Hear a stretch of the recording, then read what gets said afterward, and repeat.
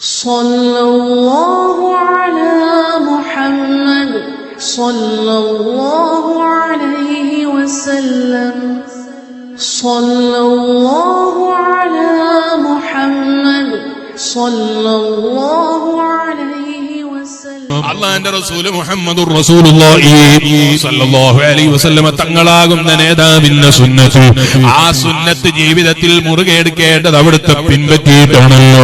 അത് കൈവച്ചിട്ട് ഏതോ ഇംഗ്ലീഷുകാരനെയോ ഏതോ മതക്കാരനെയോ ആചാരപ്രകാരം നിക്കാഹ് കഴിയുന്നതിനുണ്ട് കഴുത്തിൽ കൊണ്ടുപോയി മാല ചാർത്തുന്നവനായ, മാല ചാർത്താൻ കഴുത്ത് വെച്ച് കൊടുക്കുന്ന പെങ്ങളായ ഏതോ മതക്കാരനെയോ ഏതോ പാശ്ചാത്യ ചിന്തക്കാരനെയോ ആചാരം കണ്ടിട്ട് കൈ നീട്ടി കൊടുത്തിട്ട് കയ്യിന്റെ മേലെ മോതിരം ധരിപ്പിക്കുന്നവളായ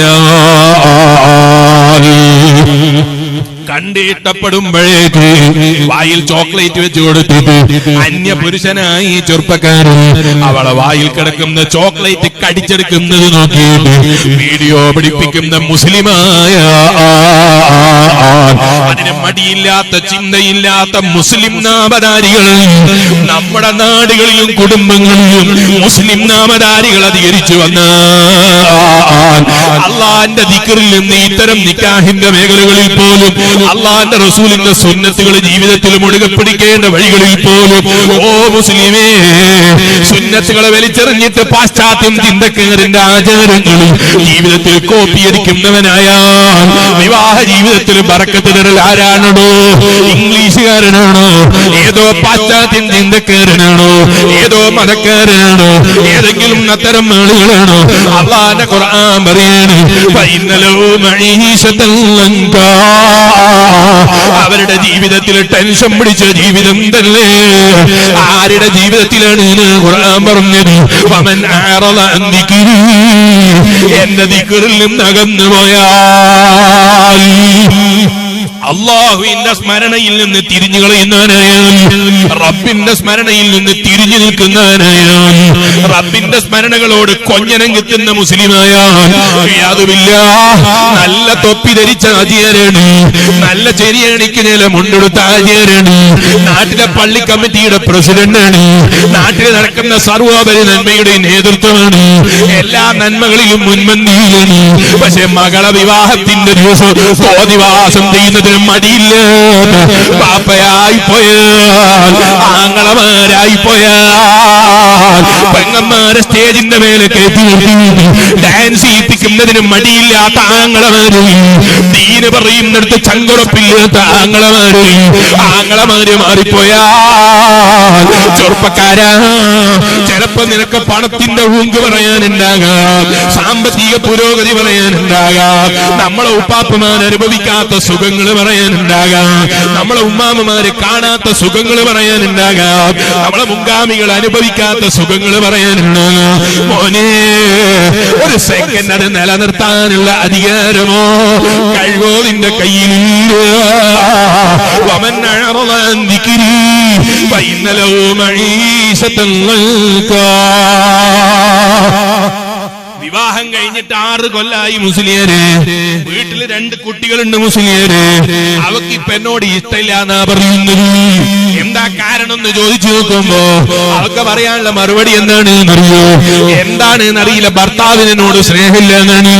ഭർത്താവിനോട് ചോദിക്കുമ്പോ അയാള് പറയാണ്, എനിക്ക് സ്നേഹമില്ല എന്നാണോ നിങ്ങൾ പറയുന്നത്?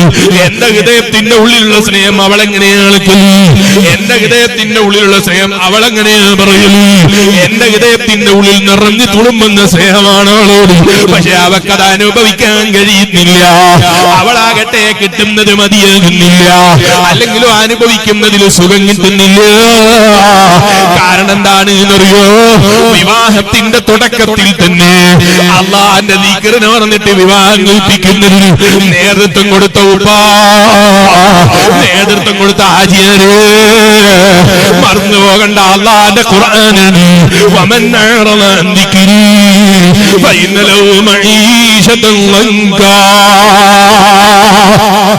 അള്ളാന്റെ ഖുർആനാ പറഞ്ഞത്. പേരോടിന്റെ മകന്റെ വകയിൽ ഉണ്ടാക്കിയ അറബി വചനല്ല. അല്ലെങ്കിൽ ഇന്നത്തെ കാലത്ത് ജീവിക്കുന്ന ഏതെങ്കിലും ആലിമീങ്ങളാണ്. ഞാൻ ഇവിടെ വന്നപ്പോൾ ഇവിടെയുള്ള എന്റെ പ്രവർത്തകന്മാർ എന്നോട് പറഞ്ഞു, മഹാനായ സുൽത്താനുൽ ഉലമയാണ് ഇവിടുത്തെ ഖാദി എന്ന് പറഞ്ഞു. അല്ലാഹുവേ, അവിടത്തേക്ക് നീ ദീർഘായുസ്സും ആഫിയത്തും നൽകണം റഹ്മാനേ. അങ്ങനെ ഇന്ന് ജീവിക്കുന്ന ഏതെങ്കിലും ആലിമീങ്ങൾ, അല്ലെങ്കിൽ ഏതെങ്കിലും സാദാത്തുകൾ, ഏതെങ്കിലും സയ്യിദന്മാർ, ഏതെങ്കിലും ആലിമീങ്ങൾ ഈ മുത്തഅല്ലിമിനെ പഠിപ്പിച്ചു തന്നിട്ട് ഞങ്ങൾക്ക് കിട്ടിയ ആശയാണ് എന്ന് പറഞ്ഞു തന്നല്ലോ അല്ലാഹുവിന്റെ ഖുർആൻ. വള്ളി പുള്ളിക്ക് മാറ്റമില്ലാതെ 1400 വർഷങ്ങളായി ഇന്ന് വരെ നിലനിൽക്കുന്ന ഇതുപോലുള്ളൊരു ഗ്രന്ഥത്തെ ലോകത്തെ മറ്റൊന്ന് കാണിക്കാനില്ല. അതാണല്ലോ അള്ളാന്റെ കലാമായ ഖുർആൻ. ആ ഖുർആൻ നമ്മളോട് പറയാണ്, വമൻ അഅറദ അൻ ദിക്രി ഫഇന്ന ലഹു മഈശത്തൻ ദൻകാ. നിങ്ങൾ ആലോചിച്ചു അല്ലാഹുവിന്റെ ഖുർആൻ പറയാണ്, അങ്ങനെ എന്റെ ദിക്റിൽ നിന്ന് തിരിഞ്ഞു കളയുന്നവനാണോ അവന് തീർച്ചയായും അല്ലാഹുവിന്റെ ഖുർആൻ പറയാണ് അവന്റെ ജീവിതത്തിൽ അവൻ ടെൻഷനുകളുണ്ട്, പ്രയാസങ്ങളുണ്ട്, ബുദ്ധിമുട്ടുകളുണ്ട്. അപ്പൊ ചിലർക്ക് തോന്നും, വലിയ ഞാൻ എല്ലാ തോന്നിയ ദിവസവും കളിച്ചു, എന്റെ ഭാര്യക്ക് ഒരു കുഴപ്പമില്ലല്ലോ, ഞാൻ കളിച്ച കളി എന്റെ നാട്ടിൽ ആരും കളിച്ചിട്ടില്ല. മോനെ ഇപ്പല്ലെങ്കിൽ